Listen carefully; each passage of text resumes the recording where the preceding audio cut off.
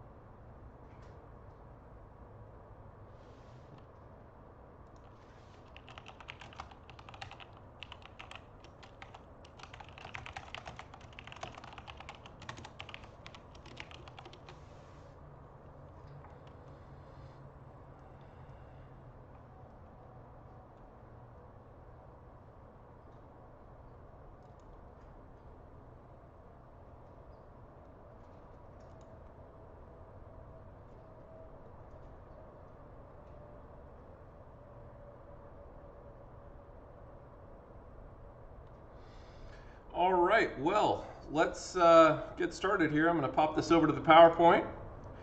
And where we left off last time talking about the French Revolution, we're still in the early phase of the French Revolution. Remember that we're in the Montesquieu, the Age of Montesquieu, which is just the nickname we're using in this class to describe the early phase of the French Revolution where they're trying to create a constitutional monarchy.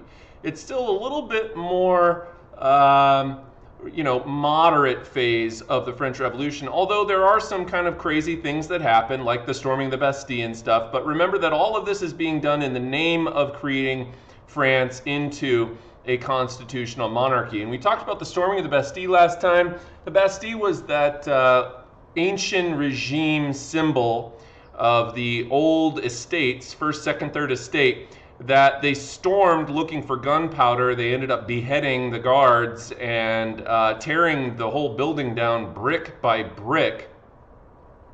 Shortly after the storming of the Bastille, we'll say over the course of the next several months, remember, this is all happening in Paris, but the vast majority of people who live in France at this time are rural peasants who live out in the countryside. And so after some chaos breaks loose in Paris, Some of that chaos starts to spread by way of rumors and travel out to the surrounding French countryside. And this initiates a several-month-long period known as the Great Fear, not to be confused with the Reign of Terror, which is a different part of the French Revolution. The Great Fear was this where the revolutionary fervor of Paris started spreading out to the countryside. Peasants on these rural feudal lands that had previously for centuries been held by landlords, nobles.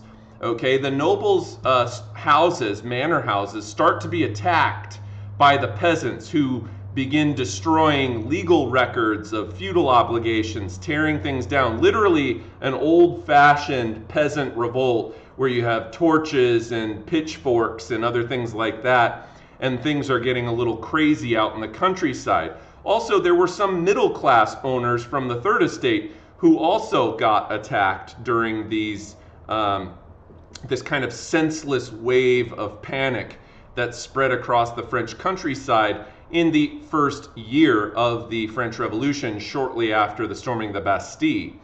And recent enclosures, the enclosure movement in France was slower to take hold than in Britain. So in France, they had only recently begun building enclosures around those feudal estates, whereas in England, they had been doing that for some time.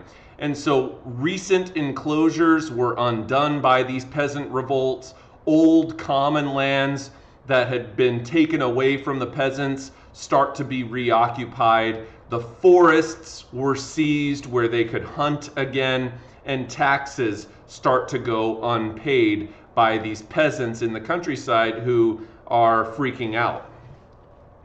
Now, on August 4th, just a few weeks after the storming of the Bastille, on August 4th, the National Assembly officially overthrew or declared the end of the ancient regime, the estates system. Feudalism gets abolished by the National Assembly, and they declared equality of taxation for all classes, so that there would be, everybody was taxed fairly, which was again one of the major points of resentment that the Third Estate had going into the estate's general meeting that we talked about last class. And this really constitutes one of the two great social changes of the French Revolution, is getting rid of the estate system and declaring equality of taxation for all classes. The other was the abolition of the guild system. The guild system had been an old relic of the mercantilist economy of France. Remember that the guild system is like a master-apprentice type of system. We still have a similar thing today in America known as labor unions, but labor unions themselves are worker unions that are privately run. These were basically state-run facilities that were very top-down regulatory.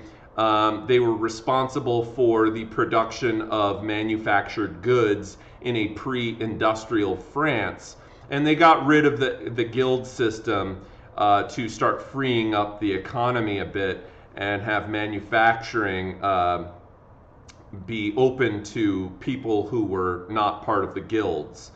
They also ended serfdom where it still existed in France, which was in very, very few places. Remember that for the most part, serfdom was already gone in France by the French Revolution, but wherever there were still serfdom obligations, they got rid of that. They also got rid of the exclusive hunting rights for nobles. They got rid of the fees that used to be accompanying, for justice, the accompanying fees for justice. They got rid of village monopolies. They got rid of the corvée, that mandatory work period that the peasants had to perform, and various other feudal dues that were expected for peasants to pay.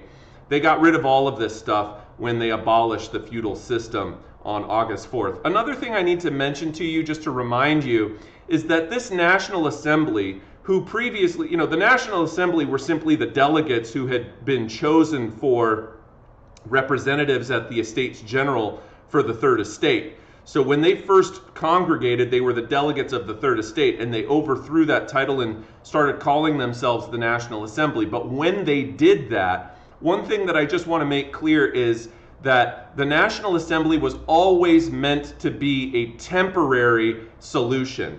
The National Assembly never considered themselves to be the permanent solution for government in France. It was what was known as a provisional government, a temporary government that would handle lawmaking of creating this new constitutional monarchy in France, basically create a brand new blueprint for government for the entire country of France.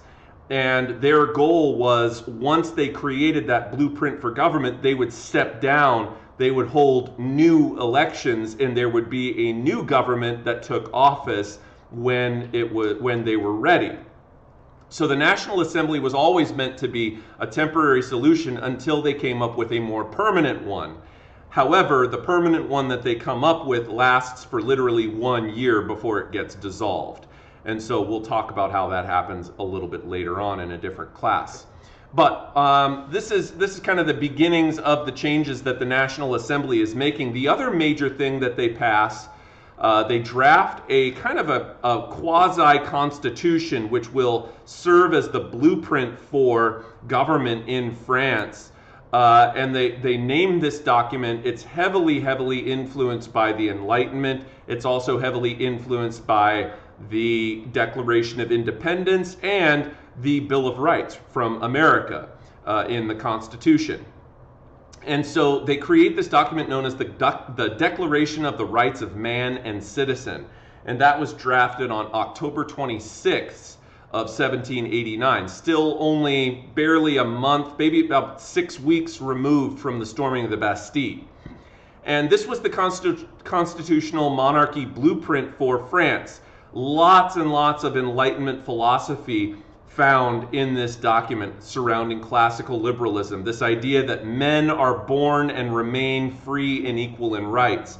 Very similar language to the kinds of things that we heard from John Locke and Thomas Jefferson in the Declaration of Independence, and then John Locke obviously coming 100 years before that. But nonetheless, the whole idea here is that they are trying to incorporate ideas from Voltaire, Montesquieu, John Locke, and various other Enlightenment philosophers in this document to create a more representative government in France. Freedom of speech, freedom of religion. Taxes could only be raised with common consent. Remember that the English had been under this idea of taxes only being raised with common consent going back to the Magna Carta, when the nobles forced the King of England to give up his ability to tax them arbitrarily, and further supported in the English Bill of Rights in 1689, when the power of Parliament was permanently placed above the power of the king in England. And so many of these ideas incorporated into the Declaration of Rights of Man and Citizen, as well as trying to crack down on corruption. All public servants in government would be accountable for their conduct in office and could be removed if found to be acting corruptly.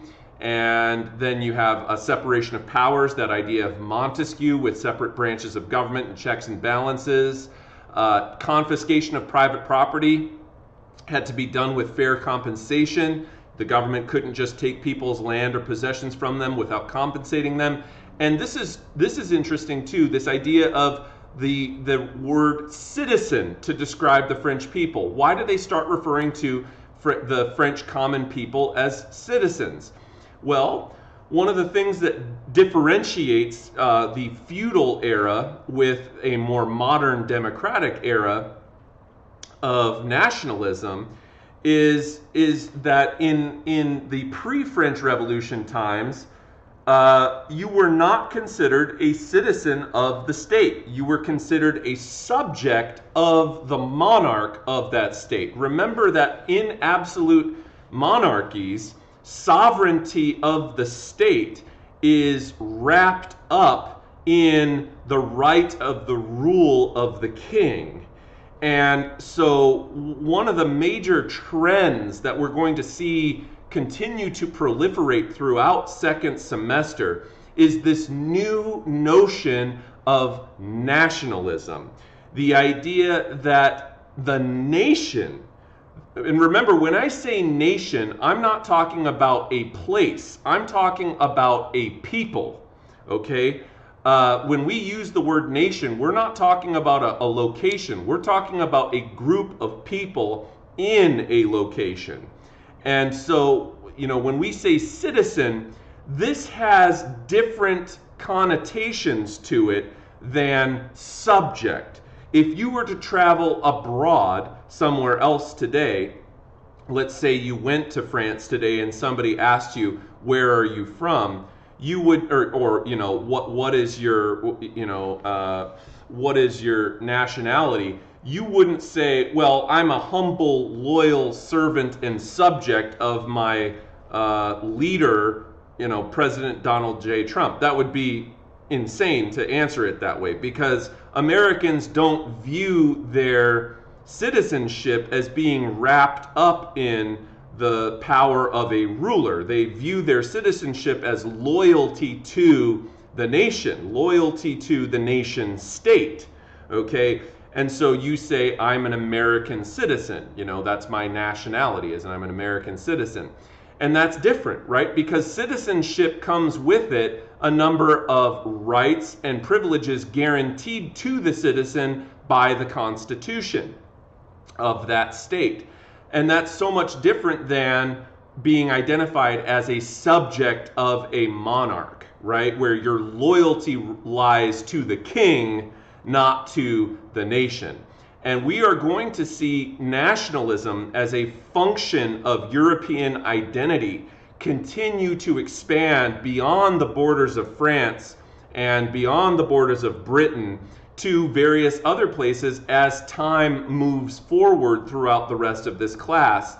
Nationalism is going to be solidified as really the major new way that people identify themselves, and that their loyalties lie with the nation of the people that they belong to, not with the ruler who is running the state.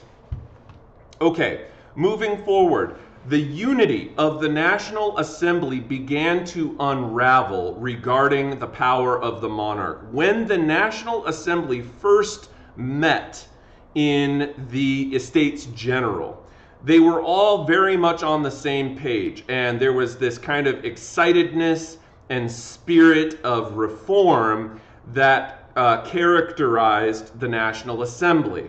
However, as they move forward and they start having discussions in a democratic kind of way about the changes, the reforms that they intend to make while creating a new blueprint for how the nation of France is going to operate when they create a more permanent government for France, they start to have some disagreements about how much power King Louis XVI should retain.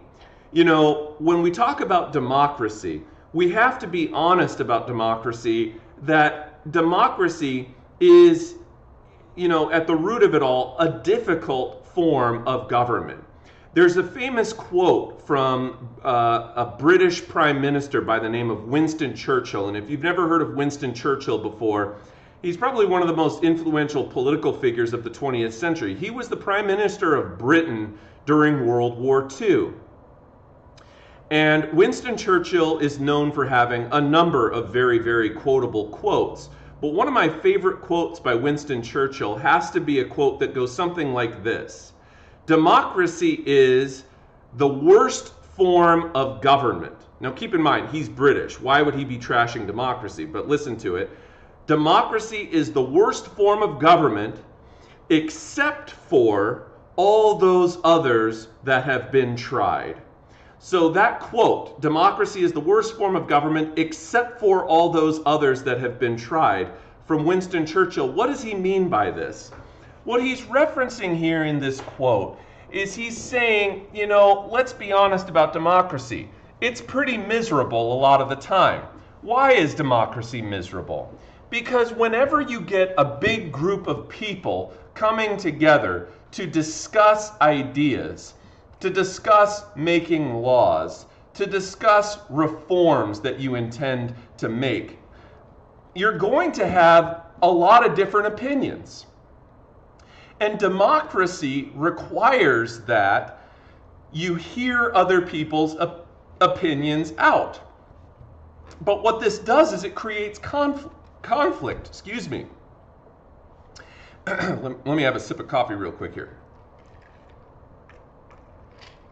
It creates conflict. So what is democracy really all about at the end of the day? Democracy is slow. Democracy is slow. It's difficult to make decisions in a democratic government because people have to talk, they have to argue, and then they have to compromise. And that's the other side of democracy that's hard, is because both sides are convinced in a democratic system, both sides are convinced, or all sides even, there may be more than two sides, all sides are convinced of their correctness. They're convinced of the moral suasion of their positions. And this means that in order to get anything done, different sides have to come together and give up certain things that they want to get stuff done. And that makes democracy frustrating. So when we think back to that quote, democracy is the worst form of government, except for all those others that have been tried, it's kind of a tongue-in-cheek, sarcastic comment to say, yeah, democracy's tough, but you know what? It's better than everything else that we have. And so when we see the National Assembly coming together to start talking about the nuts and bolts of what's going to happen, we start to see some disagreement emerge about the extent of how much power King Louis XVI should be able to retain. Some people meeting in the National Assembly believe that the king should retain more authority. They're a little bit more conservative. They don't want to see the king be stripped of all of his power. On the other hand, you have more radical people in the National Assembly who believe that the only way forward for France is to strip as much power from the king as possible and to create a much more, democratically oriented state. And so these kinds of disagreements end up causing some fragmentation in the unity of the National Assembly. Another major thing that happens is that gets discussed is the rights of women. Now, we have to be a little bit honest about the effect of the French Revolution on women's rights. There is some argument to be made that from, at least in a judicial kind of legal aspect, that women on the surface at least technically had increased rights to divorce, increased ability to inherit property. Remember, these were things that women had a very difficult time doing due to the very patriarchal, male-dominated, social makeup of basically all of Europe, including France at this time. But during the French Revolution, women do get limited abilities legally to, right to divorce, inherit property, get child support from the fathers of illegitimate children. But these are going to be somewhat limited gains, because what we have to understand is just because you write a law about something doesn't necessarily mean that social practice always follows right in line with what the law says. And so because of the very sexist nature of all of Europe, including France at this time, socially, to be honest with you, that Declaration of Rights of Man and Citizen really is much more oriented towards men. the Declaration of the Rights of Man and Citizen does not give equal rights to women. Women, for example, even with the Declaration of Rights of Man and Citizen, were not able to vote or hold office. The existing system had given males plenty of advantages in family law, property rights, and education, even if there were some limited gains for women in those areas.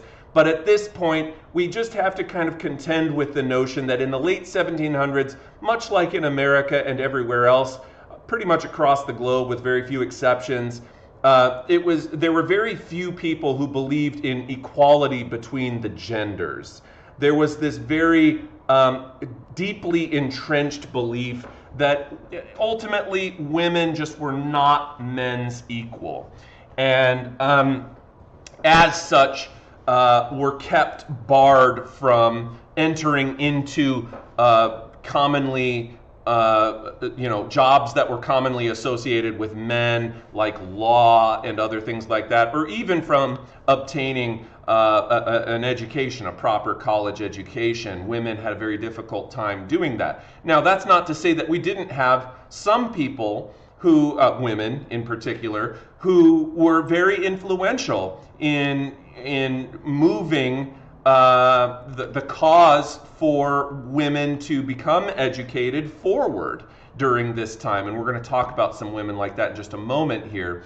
Among the leaders of the revolution, the male leaders of the revolution, only Jean de Condorcet argued for gender equality, and that would have been considered a very radical position at that time. Olympe de Gouges, though, was a woman who was from France, and shortly after the Declaration of the Rights of Man and Citizen was released, she famously, although not in her time, only afterwards, took the articles of the Declaration of the Rights of Man and Citizen and applied each of those 17 articles to women's rights. And she basically named this new revised document the Rights of Women. And this was one of the first major steps forward for women in the French Revolution in terms of trying to shift social attitudes towards being more accepting and open to the prospect of women entering into traditionally male-held segments of society. Now, we have to be honest, Olympe de Gouges' work basically goes unnoticed during her time. There were very, very few people that were prepared to embrace the writings of Olympe de Gouges and others like Mary Wollstonecraft during the late 1700s. But nonetheless, they're historically significant because, of course, in future generations, women aspiring to enter into traditionally male-dominated segments of society, whether that be education or various other professions and things like that, were inspired by the writings of Olympe de Gouges and Mary Wollstonecraft, who at an early age in history advocated for women to enter into male-dominated fields. Mary Wollstonecraft was from England. She defended Olympe de Gouges' ideas with her own piece of writing known as The Vindication of the Rights of Women, which was released just a year after Olympe de Gouges' piece, and had a lot of very similar sentiments in it, particularly oriented towards women entering into higher education and obtaining a proper education in the Enlightenment. Another woman that was very important during this time, and we talked about Marie-Therese Geoffrin, not to be confused with Empress Maria Theresa from Austria. Marie-Therese Geoffrin was from France. She ran a salon underground and was good friends with Denis Diderot during the Enlightenment. Another woman of this same kind of caliber was Madame de Staël, kind of a middle upper class gentry woman, and she ran a salon herself and wrote many widely read books during her time, and once again opposed this idea of subordinating women to a second class role in France and trying to elevate women's status in society. And this is rather important too, considering the contributions that women made very, very early on in the French Revolution. Most notably, in October of 1789, even before Olympe de Gouges and Mary Wollstonecraft had written their doctrines, on October 5th of 1789, there were these women. So there's a river that runs through Paris. It's called the Seine, S-E-I-N-E, the Seine River. And the River Seine runs through Paris, and of course it's used for trade and commerce and so on and so forth. And there were these women dock workers who were these urban women, urban working women, working class, lower class women, who lived in Paris, and they worked at these docks, and they were kind of worked at these fisheries. And these were kind of burly women who were used to using their brawn and their muscles to, haul crates around and load and unload ships and stuff like that.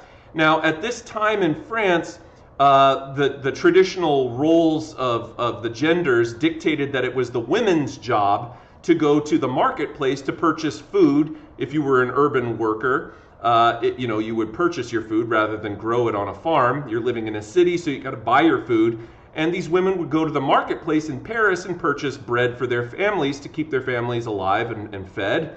And these women started pushing for attention to this crisis that was facing France at this time. Now, here's the thing. Political revolutions are typically pretty quick, right? Political revolutions are quick. They happen fast, all right? Democracy as a process is slow, but political revolutions can happen quickly. Just look at what happened at the Capitol riot. Things escalated very, very quickly. Same thing in France. The French Revolution escalated very quickly, the storming of the Bastille and all that sort of stuff. Political revolutions have a tendency to be very, very quick. Here's the thing. The decisions that are made in those revolutions, even if they're made quickly, if you're trying to make reforms oriented towards the economy, where in France they had this dire economic situation where the state was basically bankrupt and they're going through this massive depression and they have terrible unemployment at this time. And then beyond that, now you've got the chaos of the revolution breaking out. You have to understand that just because you make a law about the economy doesn't mean that all of a sudden things are just going to magically turn around.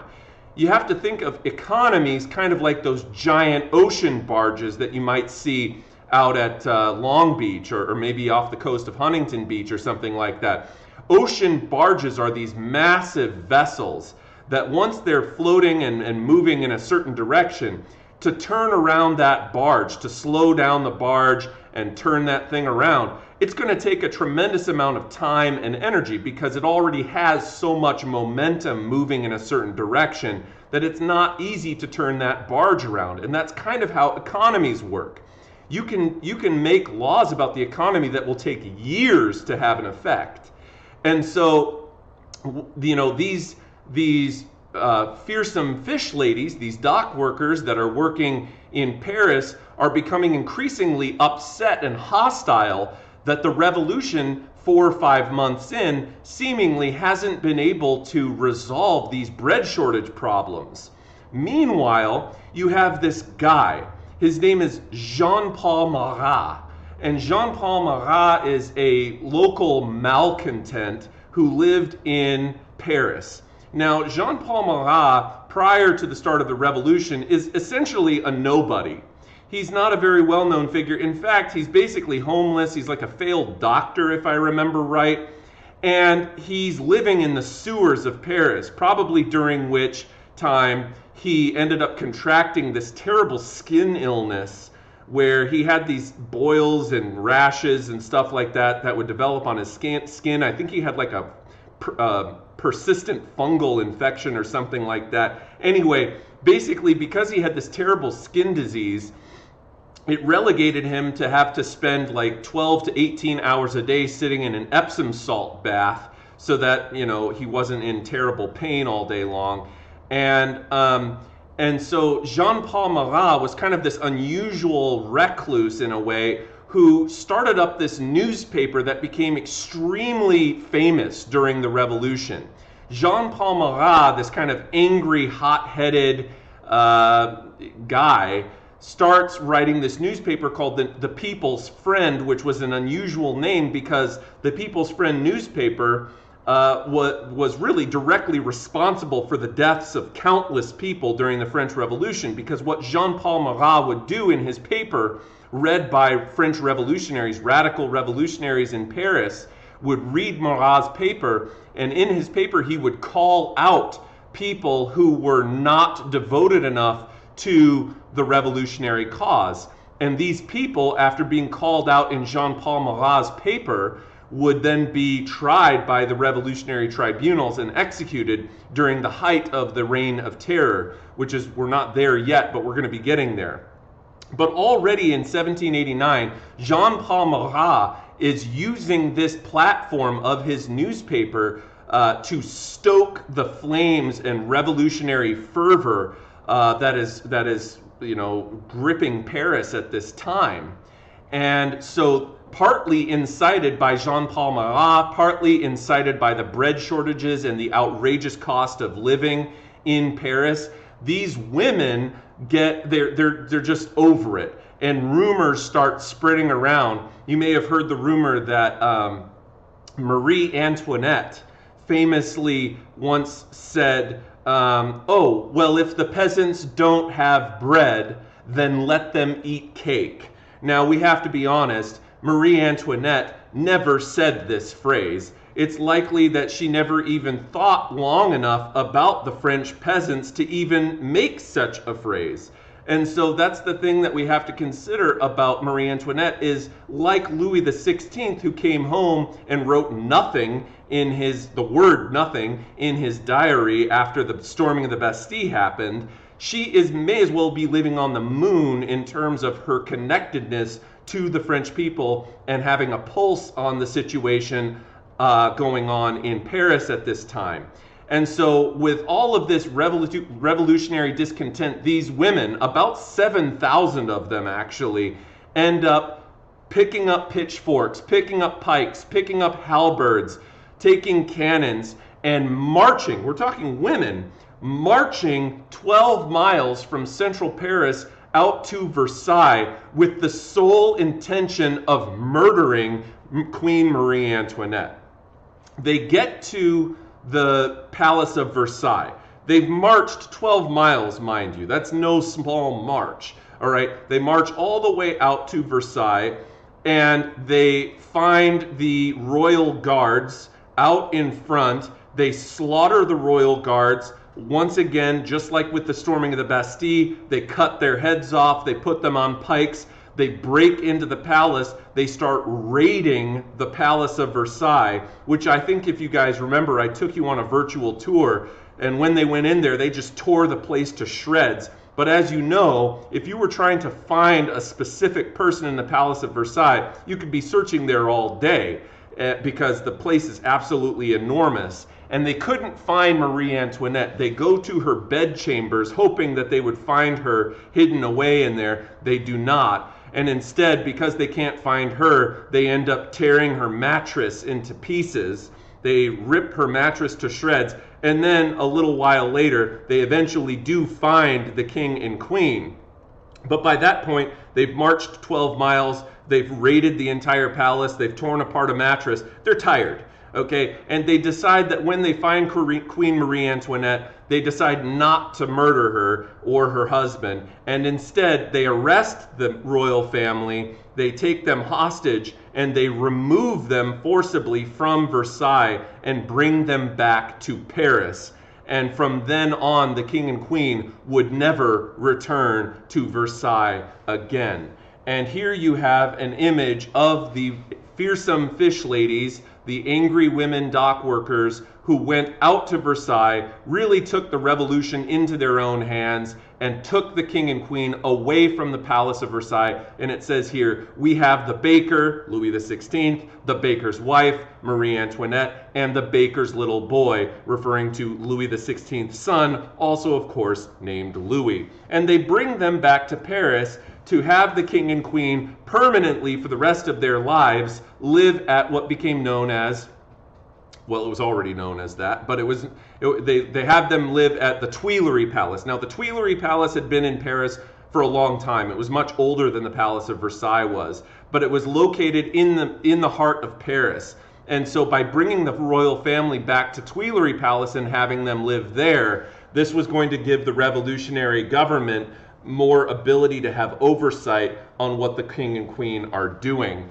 And now, if you wanted to go to Paris today and visit Tuileries Palace, unfortunately, you're not going to find it, because although Tuileries Palace survives the French Revolution, actually multiple French revolutions, in the mid-1500s, 1850s, 1860s, somewhere in that neighborhood, the Tuileries Palace catches on fire and the whole building burns down.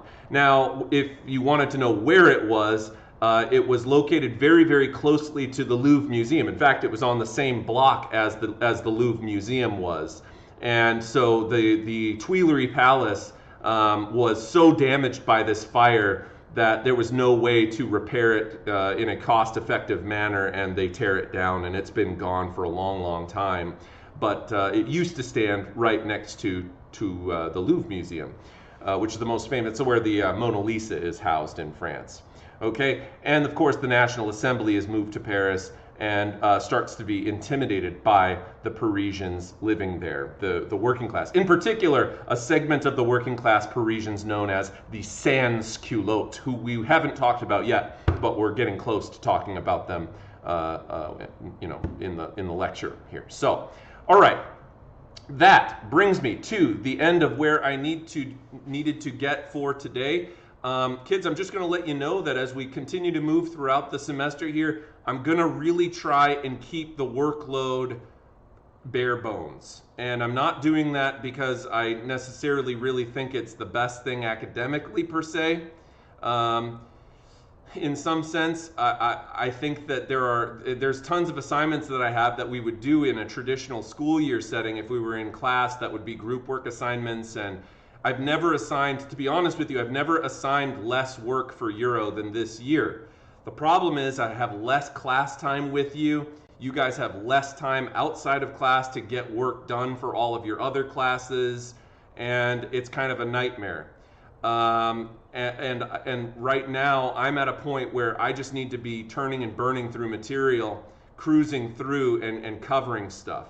And so pretty much you can expect that there will be a limited reading guide assignment every day, where you have to answer questions on the reading guide. We'll have a few online quizzes that we'll do towards the end of each unit for review purposes, and that's gonna be about it. And pretty much our class time, outside of a few times here and there where I have you do maybe some practice DBQs and stuff like that, unfortunately, I just have to keep on moving through material, and it's going to feel like I'm moving quick. You know, it's going to feel like I'm moving quick, but that's why I'm cutting down the workload a bit, so that we can all stay on top of it, and I don't want you guys feeling stressed out and freaking out about things. I'm doing the best job on my end I can to prepare you for the exam. So there's just certain things that I need to teach before we get to it in May. So.